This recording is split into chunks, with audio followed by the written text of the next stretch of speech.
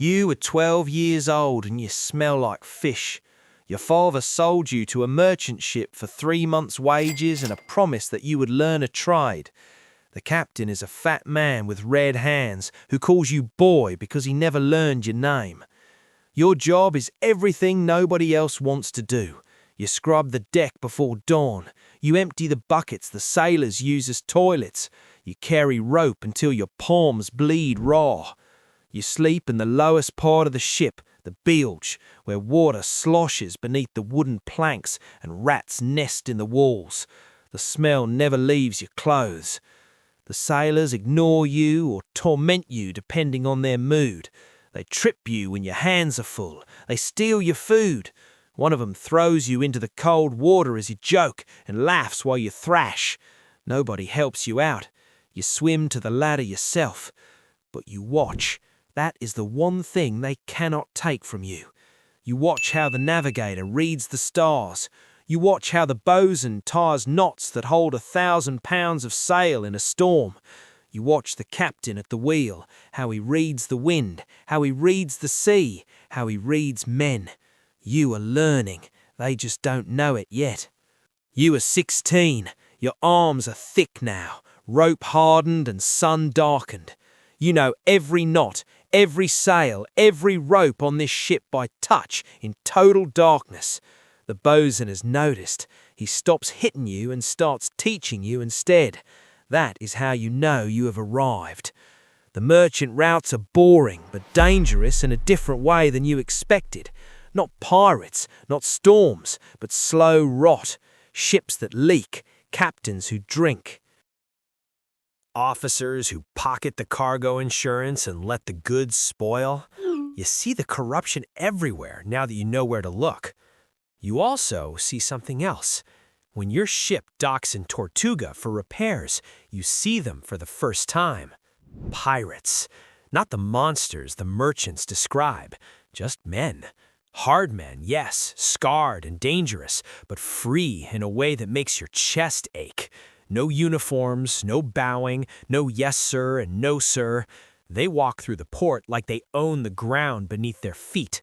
One of them looks at you looking at him. He grins. He is missing 2 teeth. He says, "Wrong ship, boy." He is right. You jumped ship in Nassau and nobody came looking. That tells you everything about how much you were worth to the merchant company. The pirate crew took you on because you could navigate. Navigation is rare. Most pirates can sail, but they cannot find where they are going. You can. That makes you valuable, and valuable men do not scrub decks. The first raid happens 3 weeks in.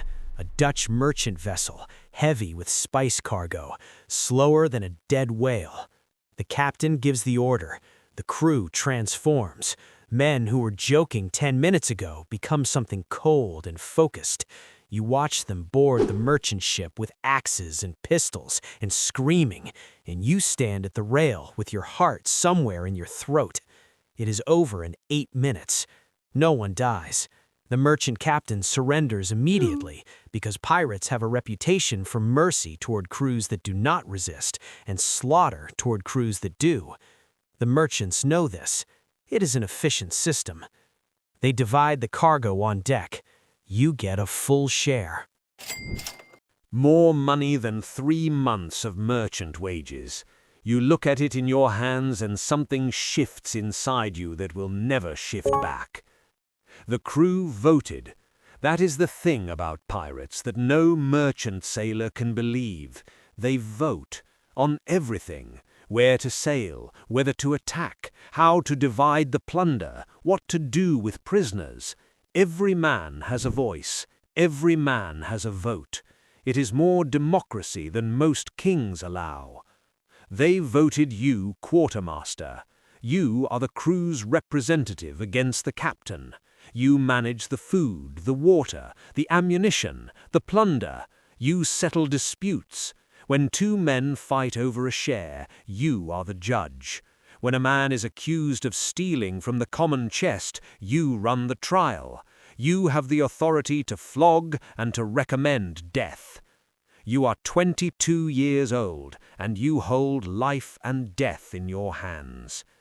The old captain died of fever off the coast of Hispaniola.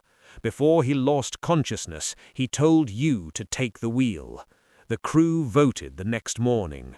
It was not close. Now the ship is yours. Not owned, nothing is owned on a pirate vessel. Everything is shared, but commanded. The crew follows your orders because they chose to follow your orders, and they can unchoose at any time. That is the difference between a captain and a tyrant. A tyrant rules by fear. A captain rules by trust. You set the rules yourself. No gambling that creates debt between crewmates. No fighting over women in port. Every man gets medical treatment from the ship's surgeon, regardless of rank. If a man loses a hand in battle, he receives double shares for the rest of the voyage. If he loses an eye, he receives 1.5. These are not charity. These are contracts. Men fight harder for a captain who will take care of them if they fall. Men fight harder when they know the rules are fair.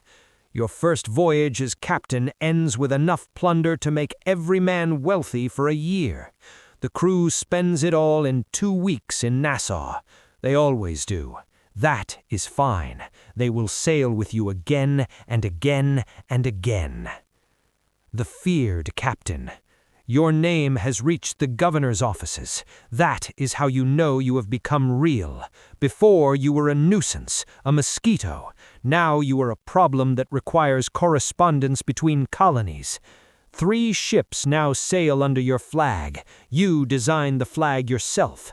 Black background, white hourglass. Time runs out for everyone. That is the message. You have learned that fear is a tool. Used correctly, it saves lives on both sides. When ships see your flag and surrender without a fight, nobody dies. Nobody has to. You prefer it that way. Not from mercy exactly, but from efficiency. Dead crews cannot spread your reputation. Surrendered crews go home and tell stories. Stories travel faster than ships. But you have also learned that fear requires maintenance. A captain who becomes known for softness gets tested, gets challenged, gets killed by his own crew, or betrayed to the Navy for the reward money. Every few months the sea sends you a test, a merchant who fights back, a naval vessel that thinks it can take you, a mutinous voice in your own crew. You pass every test. You make sure you pass visibly, so everyone watching knows what the cost of testing you looks like. 7. The Fleet Commander. 7 ships, 400 men. You are no longer a pirate. You are a floating nation. Governors negotiate with you now instead of hunting you. It is cheaper to pay you to leave their trade routes alone than to send warships. You have letters of marque from 2 different crowns, legal permissions to attack enemy shipping, which makes you a privateer on paper and a pirate in practice. The distinction matters to lawyers and nobody else. The responsibility is crushing. You are responsible for 400 lives, 400 families who depend on the plunder you find, 400 men who trusted you with the only thing they had, their survival. When a raid goes wrong and men die, you write nothing because pirates write nothing, but you remember every name. The other captains under your command are proud and difficult men.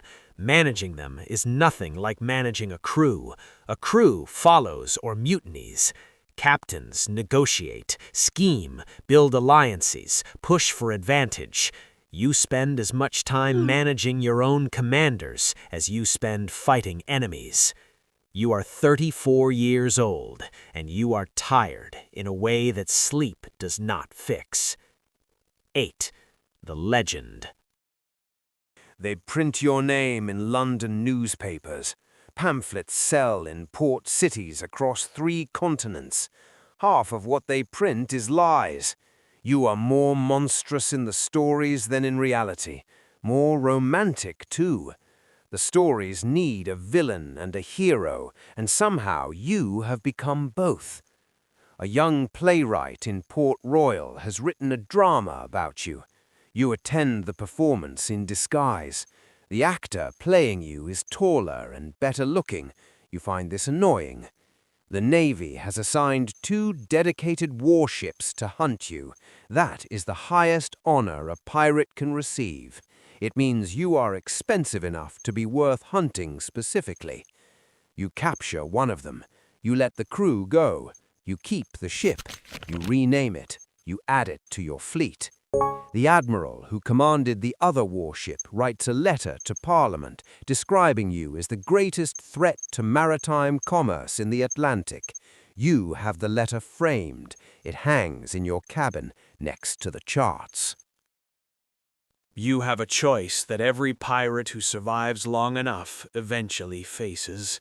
Fight until the Navy takes you, which ends in a hanging displayed in a cage at the harbor mouth as a warning to others, or vanish. You choose vanishing.